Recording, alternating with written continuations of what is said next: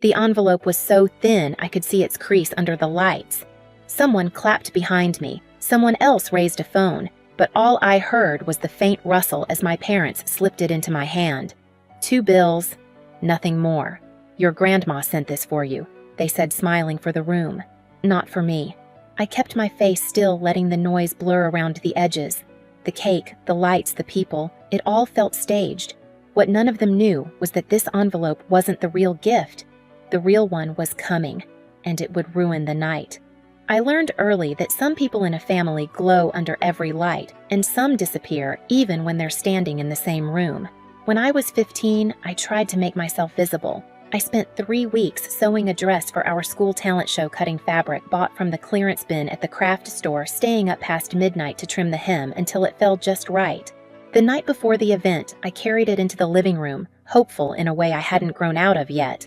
My mother sat on the couch scrolling through her tablet, my father buried in a newspaper, my sister on the rug showing off a new phone case that lit up when she tapped it. I held the dress up like a small flag. Nobody looked. My mother finally glanced over, offered a quick, "That's cute," and immediately turned back to the glow of my sister's screen. The dress drooped a little in my hands. I told myself it didn't matter. That pattern never changed.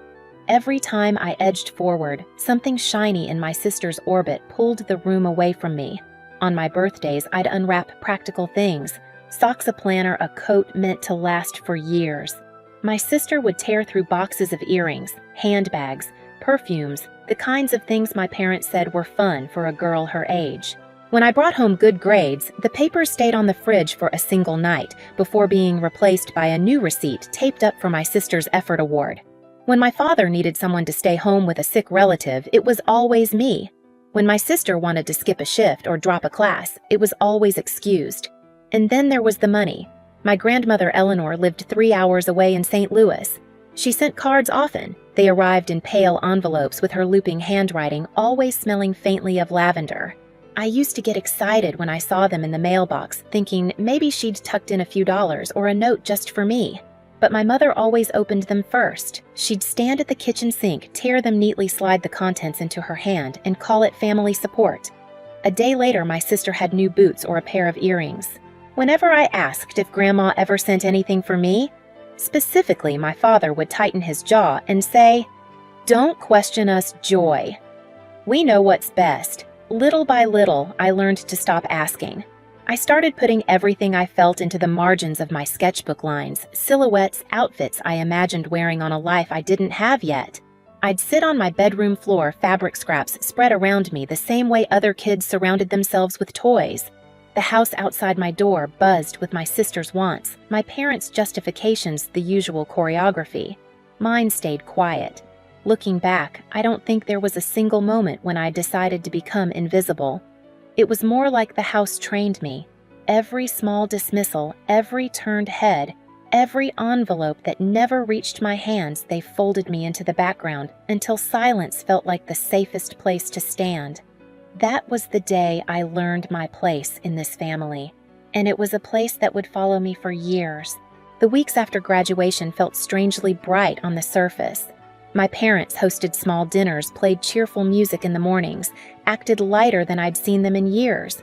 But the brightness had edges, sharp ones. My mother came home one afternoon wearing a necklace I had never seen before, thin gold catching the kitchen light. She touched it like it was nothing. "A little extra support from your grandma," she said, brushing past me to reach the spice cabinet. The same phrase appeared again 2 days later when she wore emerald earrings that matched nothing she owned. My father picked up the pattern too. He started mentioning a spa downtown, talking about weekly appointments like they were prescriptions. "It helps me unwind," he'd say, dropping his keys on the table, the gleam of a new watch sliding into view as if by accident. None of it fit our life. None of it fit the tight budget speeches I'd grown up hearing. Lila, of course, leaned into the glow. She walked into the kitchen one evening with a designer handbag hooked over her wrist, the logo catching the overhead light. "Isn't it gorgeous?" she said, flipping her hair before pulling out a smartphone so new it still had the protective film on. I asked her how she could afford it. She laughed softly, the kind of laugh meant to dismiss, not amuse. "Mind your own business, Joy." I tried to. I really did. but it got harder when the house itself started slipping. A box from a delivery company sat half open in the hallway, another piece of jewelry for my mother. The receipt lay next to it, its total circled in pen. Later that night, while walking past my parents' bedroom, I heard my mother's voice through the cracked door. She was on the phone, laughing. "The bonus from your mother, it's more than enough," she said, her voice light, careless. I stopped in the hallway, one foot in the sliver of light, the other in the dark. I didn't push the door. I didn't ask what she meant. I just stood there, absorbing the pieces, forcing them into a shape I wasn't ready to name. The next morning, my mother complained about bills while fastening her new bracelet. She said we're all making sacrifices and looked directly at me. I stirred my coffee. The spoon slowed, stopped, then moved again. I didn't say a word. I just smiled. The morning after my mother's comment, I walked to work earlier than usual. The air was cool, the kind that sits on your skin before the sun settles. At the fabric shop, I unlocked the door, stepped into the familiar chemical scent of dye and cotton, and told myself to focus on bolts of fabric, not the numbers circling my head. Still, every time I cut a length of muslin or refolded a stack of patterns, flashes of new jewelry handbags and spa memberships slipped in like unwanted threads. Something was off. Something was wrong. And pretending not to see it felt suddenly impossible. Maya noticed before I said anything. During our usual coffee break, she slid into the seat across from me at the cafe, her hair pulled into a loose bun, name tag still clipped crooked to her shirt from her bookstore shift. "You look like you haven't slept," she said, stirring sugar into her drink without taking her eyes off me. I shrugged, tracing the rim of my cup. The house feels different. Different how I hesitated. Words like stolen money and suspicious spending felt too heavy to speak out loud. They're buying things that don't make sense. Spa appointments, jewelry, bags, phones. Stuff we have never afforded. Stuff we shouldn't afford. Maya leaned forward. "Where is the money coming from?" The question landed in the center of my chest. I looked out the window, watched the city move around us, buses pulling in people crossing streets, the steady rhythm of a world that made more sense than the one inside my house. "I don't know," I said, "but I think I need to pay attention." "Joy," she said, voice low but firm, "you've ignored things your whole life. Maybe it's time you start watching." So I did. That week, I turned into a quiet accountant of other people's purchases. At home, I noted the small developments, the bracelet my mother wore, though she never owned jewelry before the watch. My father checked even when he wasn't late for anything, the way Lila walked differently with her new bag swinging at her side. They didn't notice me watching. They never really had. At the fabric shop during slow hours, I opened my sketchbook and began writing numbers in the margins, estimated costs of the items they flaunted. I didn't write their names, just dollar signs and descriptions. A small secret ledger built into the background of my designs. It gave me something solid to hold on to, something measurable inside a life where I had always been told not to measure. I opened a new bank account too. Quietly, one afternoon before my shift, I transferred part of each paycheck there, even if it was only a few dollars. The banker asked if I wanted alerts on my phone. I said yes. It felt like claiming a corner of my life nobody else could touch. At night, while the house slept, I organized my sketches into folders, dresses, coats, tops, each with a small tag in the corner. Not names, numbers. The same way I'd started tagging the expenses I saw around the house. For the first time, everything in my life was gaining structure. It was during one of these late nights that my phone buzzed. A text from Eleanor. "Proud of you for graduating, Joy. I'm visiting next week. I want to hear about your fashion line." My stomach tightened. My mind flew straight to the envelope, the thin crease, the 2 bills, the smile my parents performed for the room, and then to the jewelry, the spa, the phone Lila twirled in her hand. I read the message again, and again. I didn't know what to say. The next evening, I called Maya from my apartment above the garage. "She's coming," I said, and I don't know what to tell her. You tell her the truth. I don't want to blow up my family." Maya exhaled. "Joy." They blew it up. "You're just walking through the smoke." I didn't answer, but her words stuck. The days leading up to Eleanor's visit felt like watching a stage being built. My mother scrubbed the house until her hands were raw. My father rehearsed stories about hard times and stretching what we have. Lila did nothing, scrolling on her phone, occasionally asking if her outfit looked casual rich. I went to work, came home, and watched all of it quietly. The house didn't feel like a home, it felt like a set. And I felt strangely detached from the roles everyone expected us to play. On the day Eleanor arrived, the air smelled like roasted chicken and polished wood. The table was set with dishes we only used for holidays. My mother fussed over placemats. My father adjusted silverware. Lila checked her reflection in the microwave door. When Eleanor stepped inside, her presence cut through the room. She hugged me first, tightly, warmly, and said, "My designer." I felt something loosen in my chest. A thread finally pulled free. Dinner began with safe topics: traffic, weather, my job at the fabric shop. I answered carefully, offering versions of the truth that wouldn't disrupt anything. I kept my voice, even my eyes down when necessary. But every time Eleanor asked about my fashion line, about progress, about plans, something thudded inside me. The sketches, the late nights, the envelope, the number I'd seen in my mother's hand when she circled a receipt, my own name missing from anything Grandma had supposedly sent. For most of my life, I'd protected my parents from the truth. I had thought silence was loyalty. I had thought keeping the peace was my duty. But that night, as I watched Eleanor's eyes soften whenever she spoke to me, a quiet decision formed. A line I hadn't drawn before. If she asked directly about the money, if she said the number out loud, I wouldn't lie to her. Not this time. Not anymore. Dinner was almost finished when it happened. The kind of moment that doesn't arrive with warning, just a small shift, a change in breathing, a pause between clinks of silverware. Eleanor set her fork down the metal, touching the plate with a soft, decisive sound. She looked at me, not at the table, not at the food, but straight at me. "So, Joy," she said quietly, "did the 18,000 I sent help your fashion line?" The room froze. My mother's hand stopped mid-air, fingers tightening around her napkin. My father's glass lowered an inch, his eyes flicking to my mother as if she might answer for me.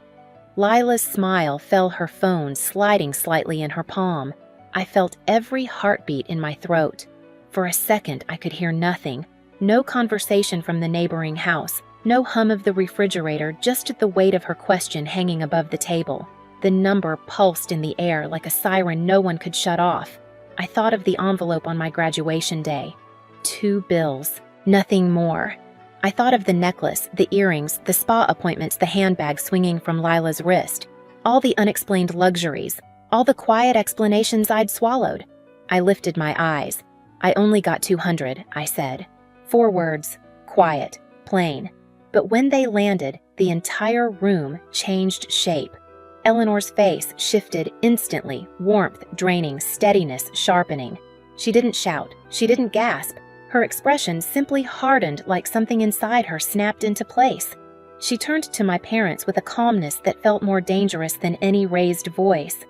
Where she asked, "Is the rest of the money?" My mother blinked rapidly, color rising in her cheeks. We used it for family needs," she whispered. What needs? Eleanor's tone never rose. It didn't have to. My father cleared his throat. "It's complicated, Mildred. Things were tight. We handled it the best we could." Eleanor didn't look away. "I sent that money for Joy. I wrote it in every note, for her designs, for her future." Silence thickened. My mother's napkin twisted into a rope. My father stared at the table. Lila shrank into her chair, her new phone glinting beside her like a guilty witness. Then, in a single breath, the truth cracked open. My mother whispered, "We spent it. On things. For the house. For Lila. For us." The words hung there limp and ugly. Eleanor inhaled slowly. "Then hear me clearly," she said. "There will be no more support. Not a dollar. Not a visit. Not a favor." She turned back to me, and her eyes softened just slightly. "From now on, anything meant for you comes directly to you. No middle hands." My parents sat hollow, the performance stripped away. Lila clutched her phone as if it could shield her. Later on the porch, with the night air drifting in, Eleanor told me about the years of checks, the amounts, the intentions she thought were honored. And then, she said the words that cut through all the noise I'd lived in. "You're coming to work with me. You'll learn the studio. And my apartment in Springfield, it's yours now." I didn't speak at first. The porch light flickered. Somewhere inside a door shut softly. Then I exhaled a slow, steady breath I felt all the way to my bones. "I'll do it," I said. The week after that dinner moved quietly, like the house was trying not to disturb itself. I packed my things one drawer at a time, folding clothes I'd worn for years, sliding sketchbooks into a suitcase that suddenly felt too small for everything I'd held back. Bills began stacking on the kitchen counter, unopened envelopes with red print showing through thin paper. My father avoided the living room. My mother cried in short, trembling bursts. Lila stayed mostly in her room, her phone lighting the doorway each time she checked it. On the morning I left, the house felt colder than usual. My suitcase stood upright by the door, the zipper drawn tight. My mother pleaded, first her voice cracking around the words. My father tried to frame everything as a misunderstanding. Lila said she didn't know the money was meant for me. Maybe that was true. Maybe it wasn't. Either way, it no longer mattered. I didn't raise my voice. I didn't explain myself. I just said, "You took what was meant for my future and spent it on yourselves. I can't trust you anymore." Then I opened the door and stepped out, the sound of it closing behind me, softer than I expected.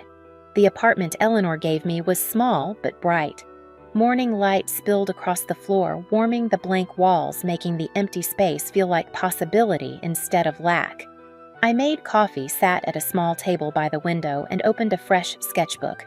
For the first time, the page didn't feel like escape, it felt like direction. At the studio in St. Louis, fabric hissed under steam scissors, clicked machines hummed. I blended into the rhythm easily, as if the noise knew me. And somewhere inside that quiet shift, I realized I finally belonged to myself. In the weeks that followed, I learned that silence can remake a life. Not the kind I grew up with, the kind that swallowed me whole, but the kind that opens a door and leaves it wide for light to enter. Each morning in that small apartment, the sun hit the same spot on the table where I kept my newest sketches, and for the first time, I didn't feel the need to hide anything. Boundaries aren't walls. They're the place you stand when you finally decide what your life is worth. If this story echoes yours, let it remind you your future belongs in your own hands.